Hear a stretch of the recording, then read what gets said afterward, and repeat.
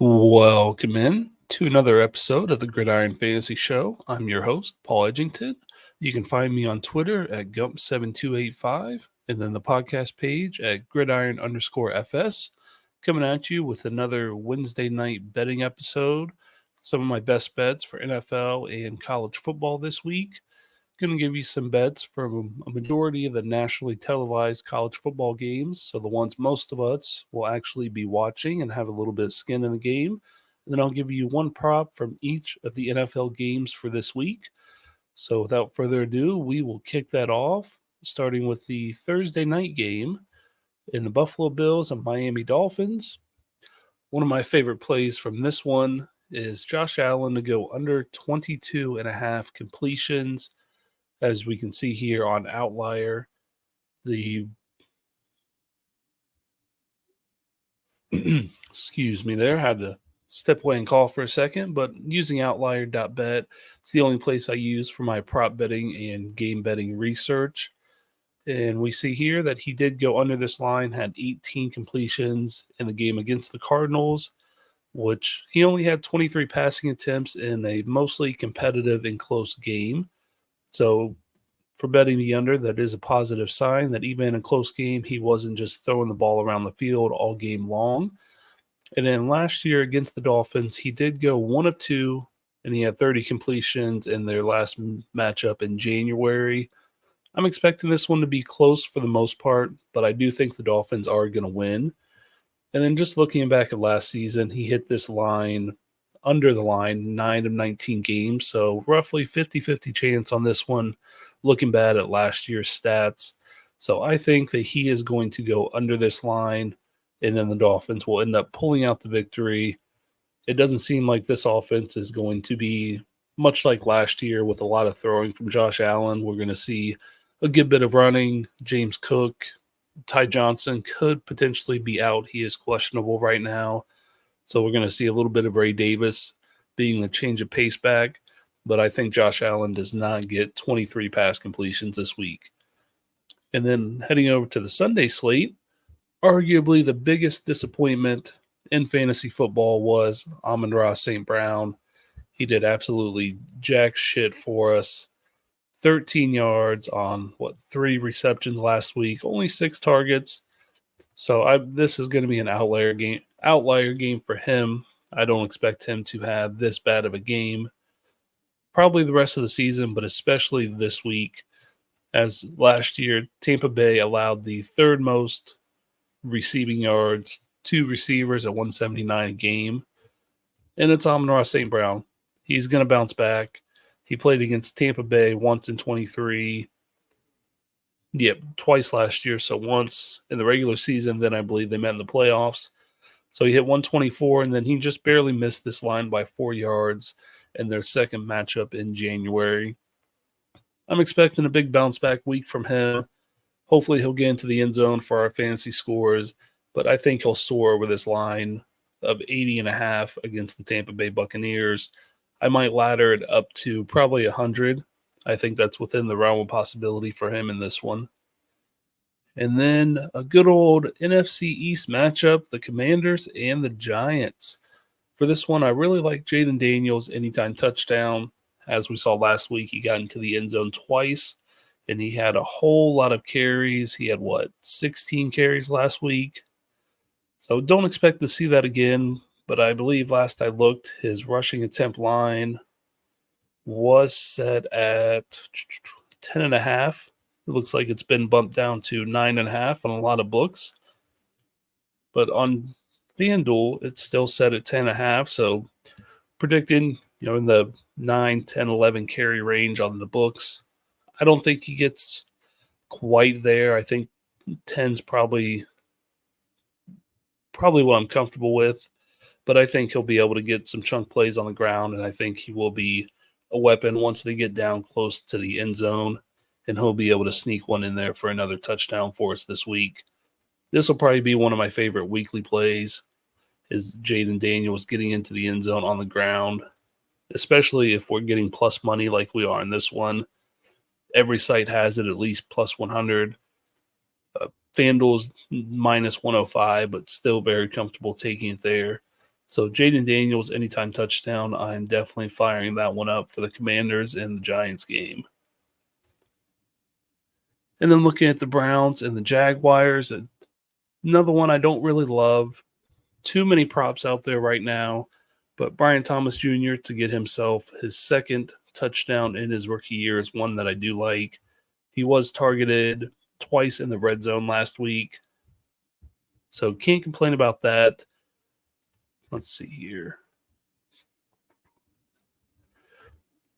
Yeah, and then overall, last week he was involved in the offense, 4 targets.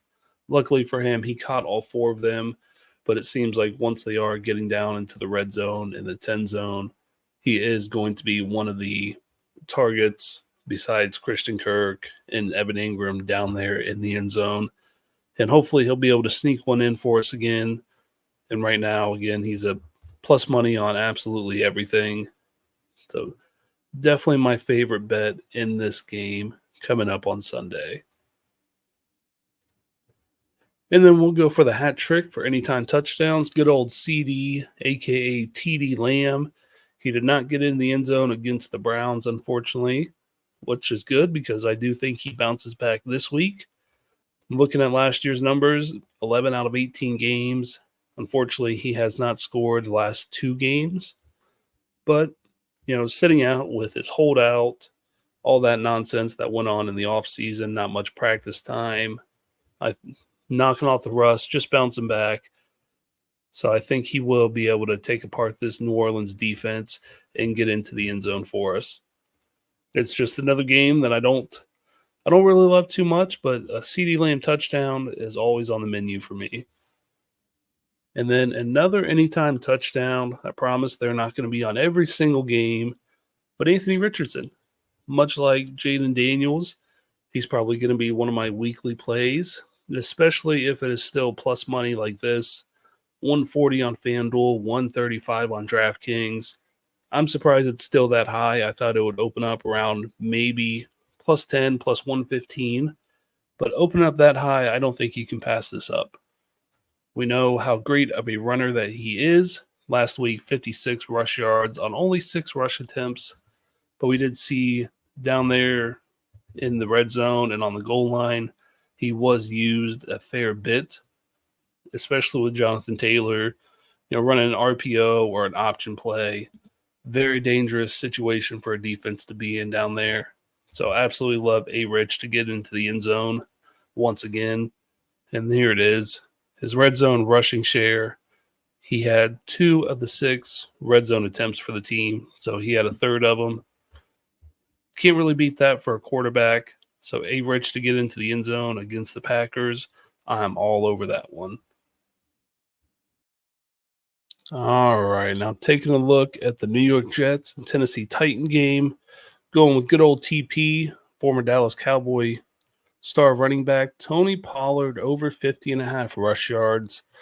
I think from what we've seen so far, he is clearly the number 1 rushing option instead of Tajay Spears. Spears looks to be in a similar role that he was last year. As we can see here, Pollard had 16 rush attempts out of the 26 rush plays, so a 62% rush share. Absolutely phenomenal. Can't beat that, averaging a little over 5 yards a carry. And I think in the next 1 to 2 weeks, we're going to see this number easily creep up into the 60s if he does get around 12, 13 carries once again. And then just look in comparison to Tajay Spears. I guess not on this one, but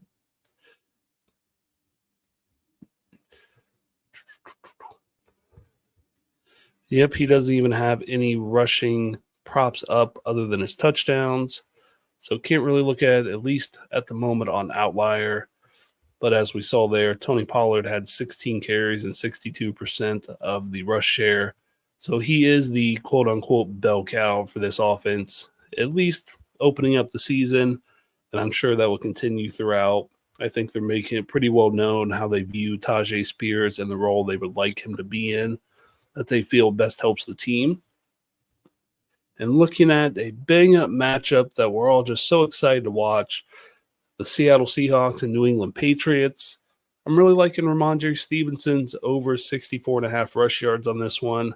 A huge week against my Cincinnati Bengals last week with 120 yards on the ground, a whopping 25 rush attempts out of 39 rushing plays, so a 64 rushing share percentage, which not surprising. We knew coming into this year Ramondre would be the number one running back. There's really not much else in the backfield other than Antonio Gibson. I'm a big Antonio Gibson fan, but we've seen how poorly he performed in Washington with the fumbles and whatnot. So it's not a surprise at all that Ramondre is getting the lion's share of the work. And playing against Seattle last year, they ranked, looks like fourth most in rushing yards allowed, about 108 a game. And then overall, they allowed the second most rushing yards in the entire National Football League. So getting this, it looks like right now it's only available on Underdog. But of course, it's going to come out on the books. I expect it to open up under 70, but I'd be perfectly fine going 69.5 easily on this one for Ramondre. And then another 1 o'clock game and another anytime touchdown. Derrick Henry. Not plus odds, of course, but you can get it on Prize Picks for negative 137. So he is a goblin. Very good bankroll building play. Pair that. For me, I love playing goblins just in two pairs, a regular line and a goblin, to get either anywhere from a 1.8 to a 2.0 multiplier. So doubling your money up there.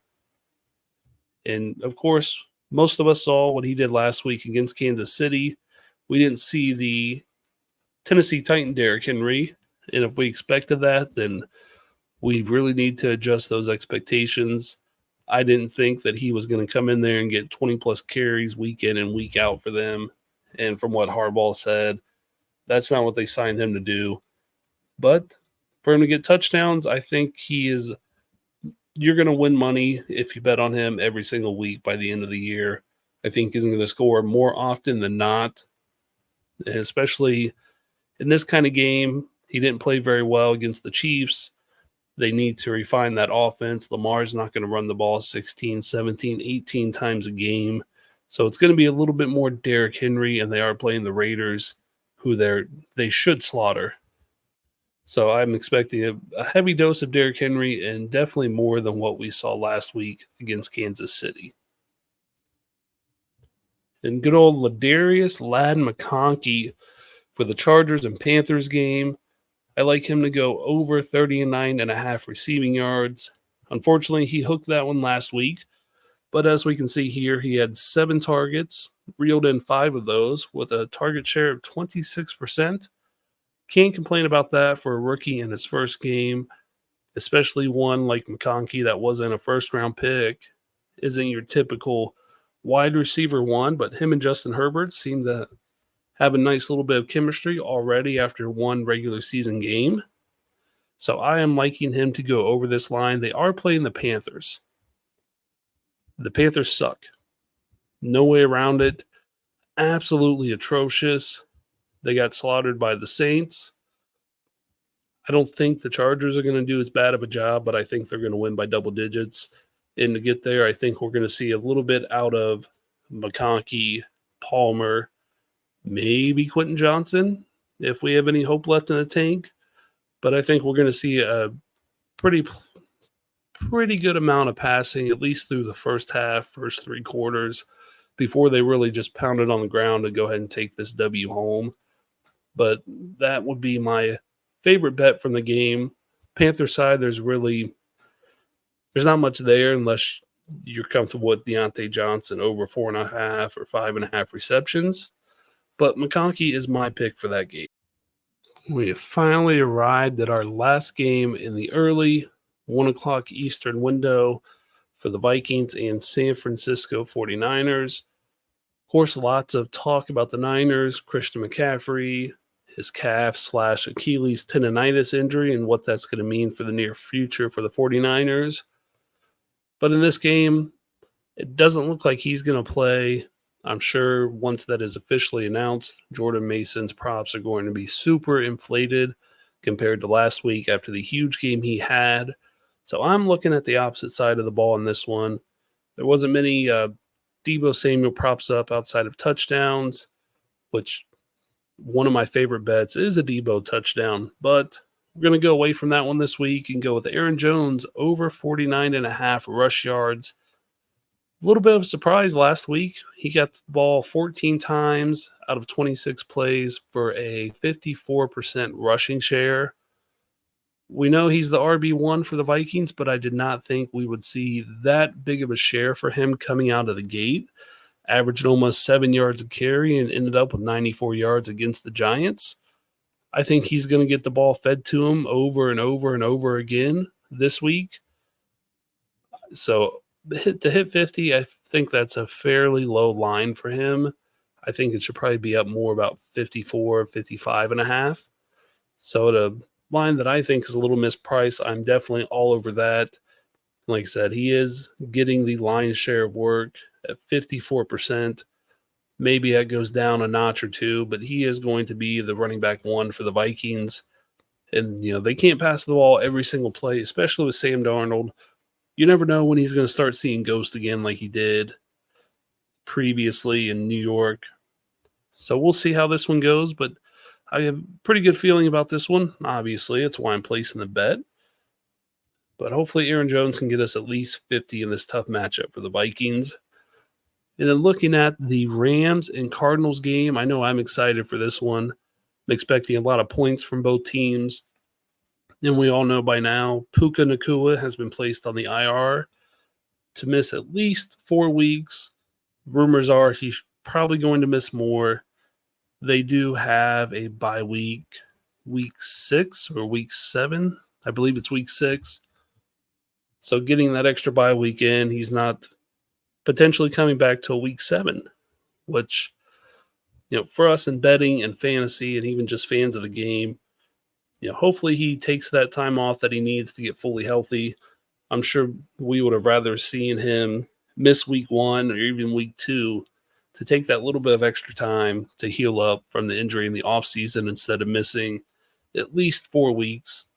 So for this one, we're going to look to Cooper Kupp, who looked like Triple Crown Cooper last week with 14 receptions. I have him for over 7.5 this week. Let's see.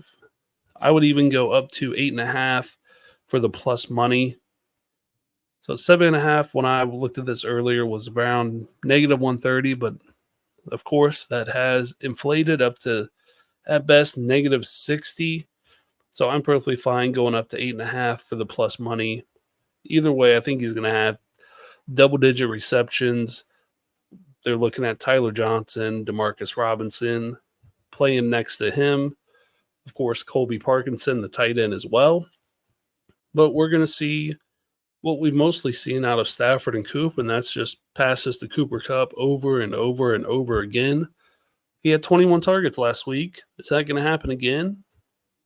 I'm not betting on it, but I think he's going to reel in double-digit receptions for a second week in a row, and that's what we're going to see from this LA offense is a heavy dose of Kyren Williams, and then majority of passes are going to go to Cooper Kupp's way until we see Puka Nacua come back, and even then, I think that Cooper Kupp is still going to be the number one in this offense.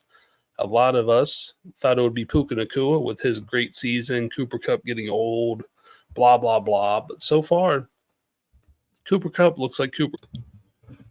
And now looking at the Steelers and Broncos, the potential Russell Wilson revenge game that we won't get to see for more than likely. So far, Justin Fields is on track to make another start here in week 2, although Russell Wilson appears to be at least healthy enough to play. But looks like Mike Tomlin is going to roll with Justin Fields.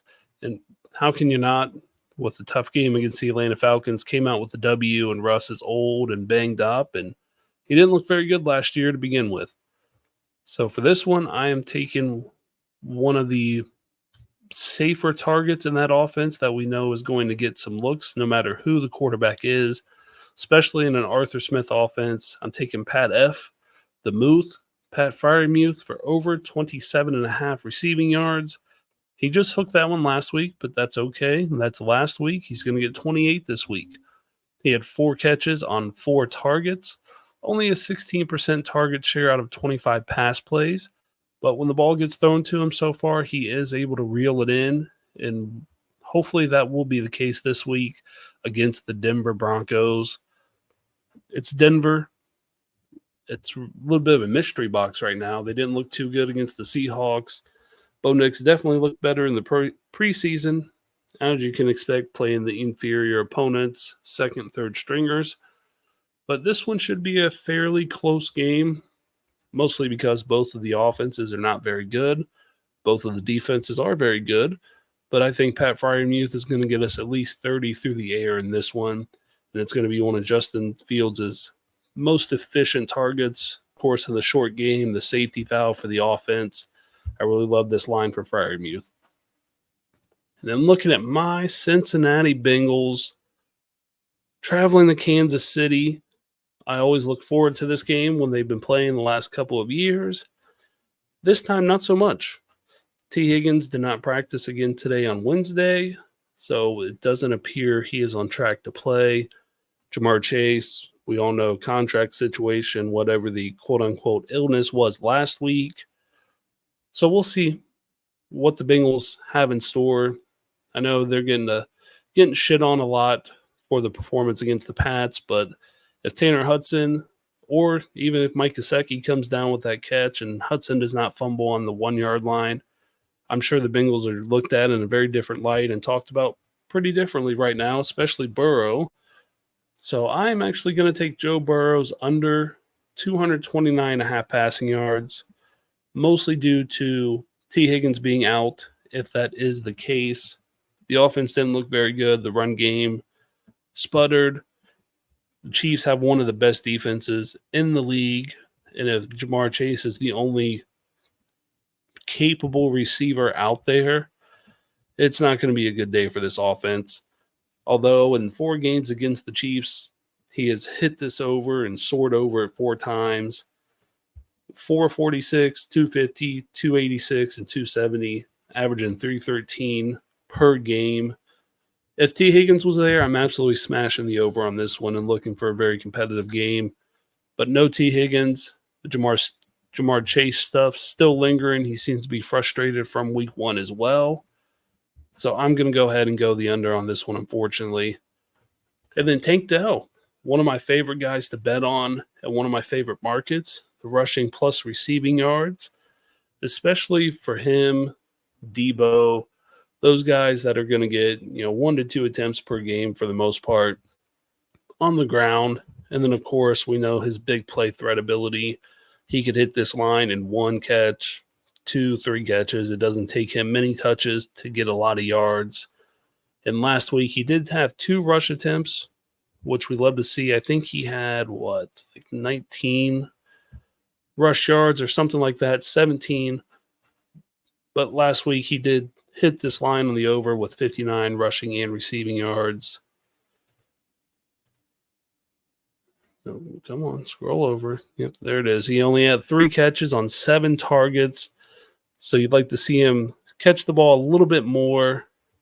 So we'll see this week if he's more involved. I know everyone's on Stephon Diggs for his big game, but I don't see that continuing for him. 2 touchdown performance. Outside of the touchdowns, what'd he really do for you? Not a whole hell of a lot. Tank Dell is still, I believe, in front of Stephon Diggs on the pecking order for this game going forward. And looking at the air yards here, he had 32 air yards, 21% of the air yards.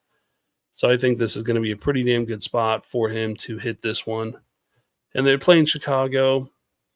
Defense is tough, but I think that this offense is going to be able to wear them down over the course of the game, take the lid off the defense, especially if the Chicago offense struggles as much as they did against the Tennessee Titans.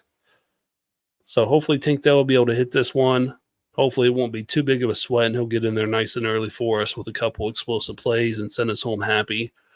And then for the Monday night game and the final game of the week, if you've listened to me before, you know how big of a fan of Kyle Pitts I am. But still, this offense looks pretty bad. We all expected a whole new revamped offense, explosive, lots of catches and passes to Pitts, Drake London, great Bijan Robinson numbers, which Bijan did have, so that was a plus. But London and Pitts, not so much. Kirk Cousins does not look good coming back from the Achilles. So I'm going under Kyle Pitts, 38.5 receiving yards. So we can see here he had 26 in week 1, although he did get a touchdown. He only had 3 targets. I won't be surprised if he has another 3, 4, 5 target game with another 3 catches. Just not looking good for this offense overall, and especially for Kyle Pitts. So I am perfectly fine with him. So that's all I got. One prop for each of the 16 games coming up. Now we'll go ahead and switch it over and take a look at the college football side of things. Now let's dive into some college football props. My preferred arena out of the 2 of the college football and NFL. Much prefer college football. And first, we will take a look at Thursday night's game, Arizona State and Texas State on Thursday at 7:30 on ESPN, I believe. I'm taking Jordan McLeod, the quarterback for Texas State, over 248 passing yards.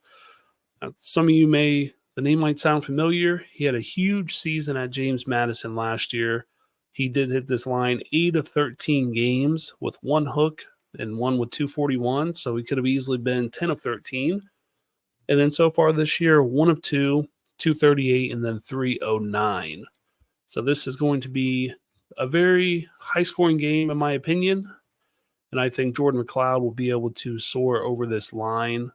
As we see here, Arizona State last year, they allowed the 122nd most passing yards in the nation at 263 per game. And let's see, what did they do this year? They played 2 games. They played Wyoming, I believe. And I have it right here. Yeah, they played Wyoming and Mississippi State. They allowed 98 to Wyoming, which, it's Wyoming. And then 268 to Mississippi State. So I think this is a fairly good bet. They're going to chuck the ball around the field. As we can see here, they've passed the ball 30 and 27 times. So they're going to throw the ball around. It is a home game. I believe it's a blackout as well. They unveiled some slick new helmets with scripture writing for cats. I believe it's a blackout. They're wearing the dark jerseys. So they're going to be pumped and ready to go for this one. And for them to win or even keep it close, it's going to have to be on the shoulders of Jordan McLeod. So over 248 pass yards for him. And then one of my favorite 2025 running backs, Devin Neal out of Kansas. They take on UNLV at home on Friday night. Over 100.5 rush yards. They played last year in the bowl game, I believe. He only had 71. But with it being a bowl game, who cares? And at least for me, I don't give a shit about the stats from bowl games outside of playoff and national title games. The rest of the bowl games are borderline meaningless for things like this.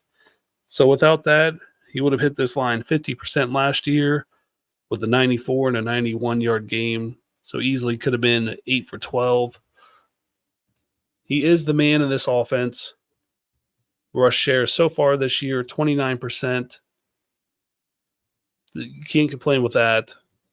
He had 112 and then 101 last week at Illinois. So he is going to be fed the ball, especially if quarterback Jalen Daniels is struggling in the pass game.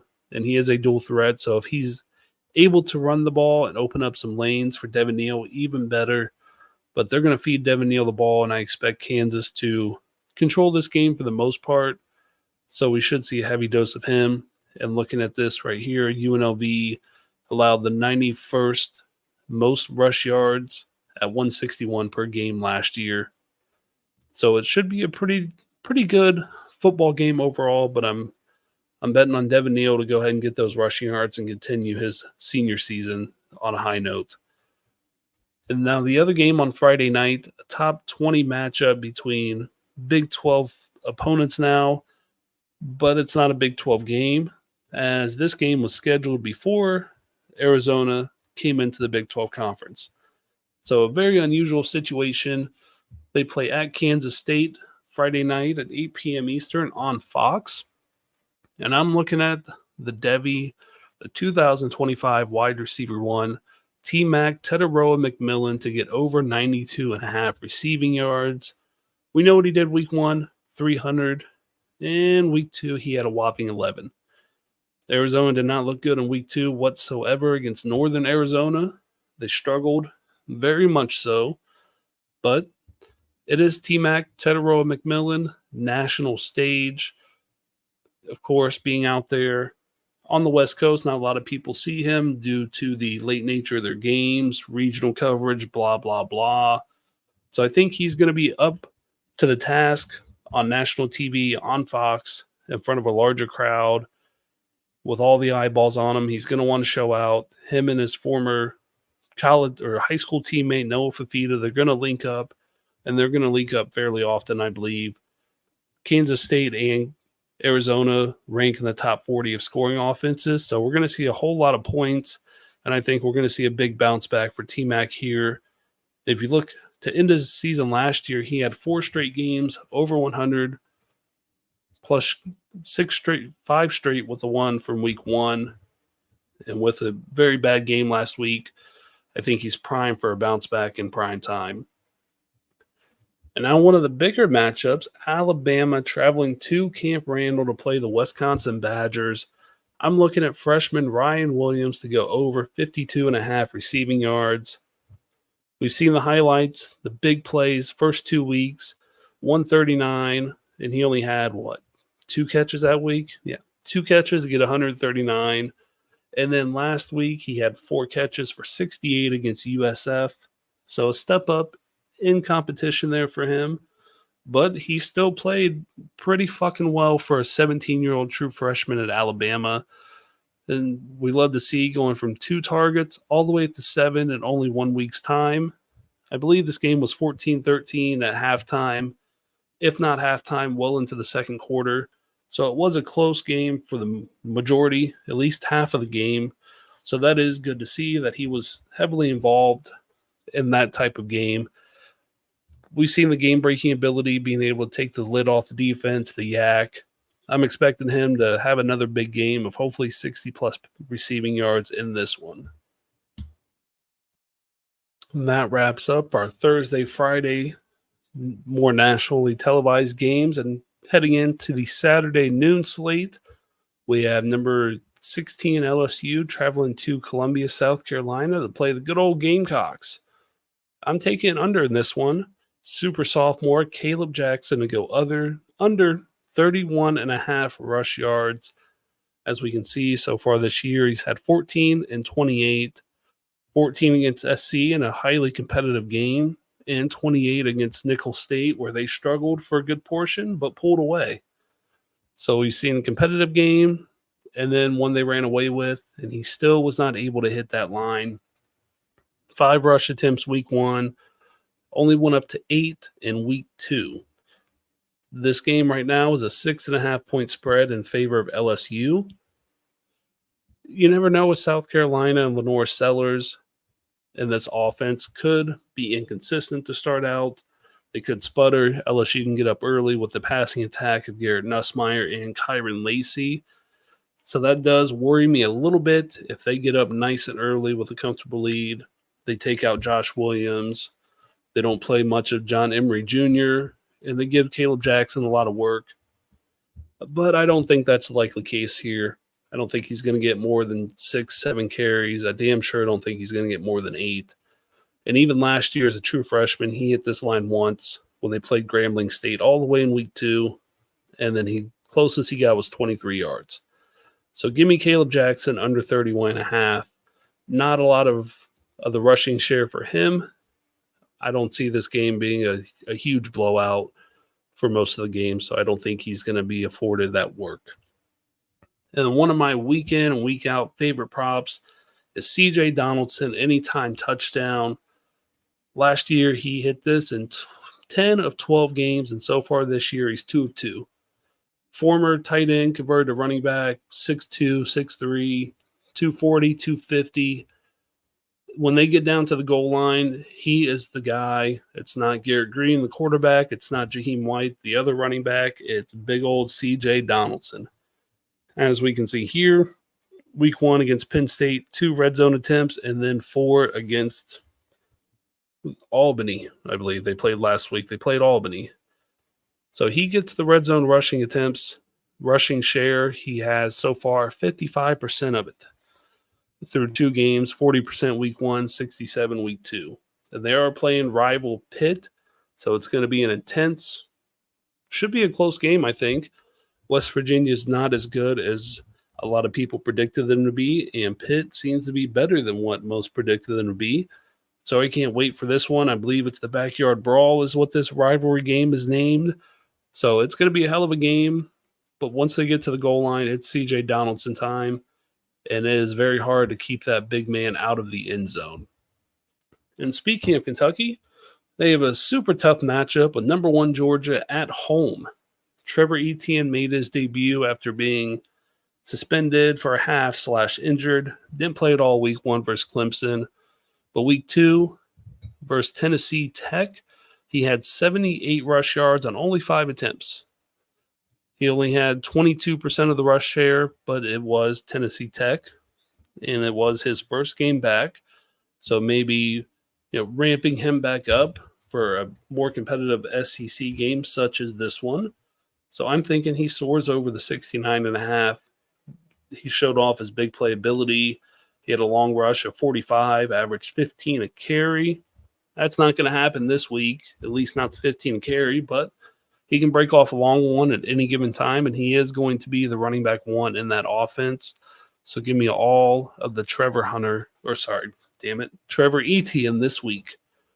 And now a rematch of last year's and every year's highly intense rivalry. Colorado is traveling to Colorado State this year. Shedeur Sanders had a lot to say in the media this week in reference to the offensive line and the run game. I think they're going to be fired up to get back out onto the field. Intense week of practice, like it seems to always be there at Colorado. I'm taking Shedeur. It is an alt line at 300 plus passing yards. You can find it on DraftKings and FanDuel for a nice parlay piece at about 150. I believe his standard line is 309, 311. Yeah, standard line's about 311.5. I think he'll still go over that, but I'm opting to go down to the alt line, which is one of my favorite things to do. Pair a couple of alt lines together to make a decent parlay and a decent payout with a little less sweat. So I think he's going to hit over the 300. I think he's probably going to end up around 325, 330-ish. They have something to prove. He has something to prove. And I'm sure there's still a little bit of grudge from last year on that dirty hit against Travis Hunter, although him and the Colorado State DB made up, had the video, and are all good to go. But it is football. They knocked out their star player from last year and essentially derailed their season a little bit at that point. They struggled without Travis Hunter. So I think this is going to be a big game for Shedeur Sanders.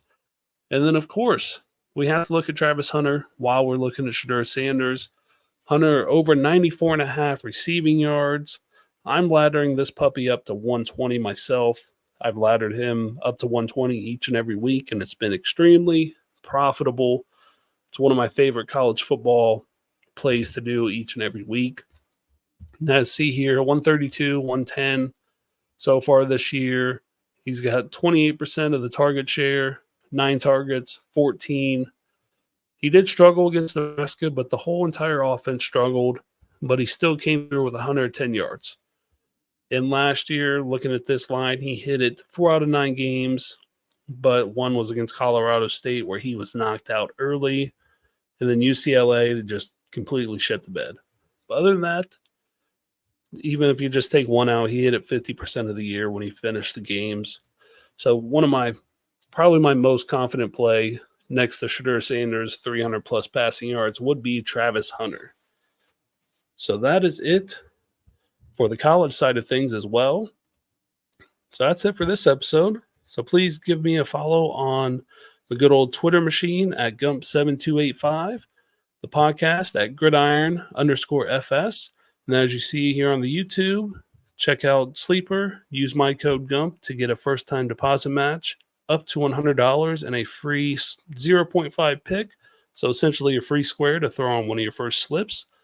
And then also check out my Dynasty buy, sell, hold article that dropped on Fantasy Pros earlier today. That comes out weekly over there. And then also I do a weekly Debbie primer that should be out on Thursday or Friday. So check that out. And then also tap in with Destination Debbie, DD Fantasy Football, and check out their podcast feed. Dope content coming out each and every day. Hop in the community either at ddfantasyfootball.com or Patreon/allgas. And then check me out on the College Fantasy podcast for DD each and every Saturday evening, early Sunday morning. So appreciate you guys tuning in, and see you again on the next one.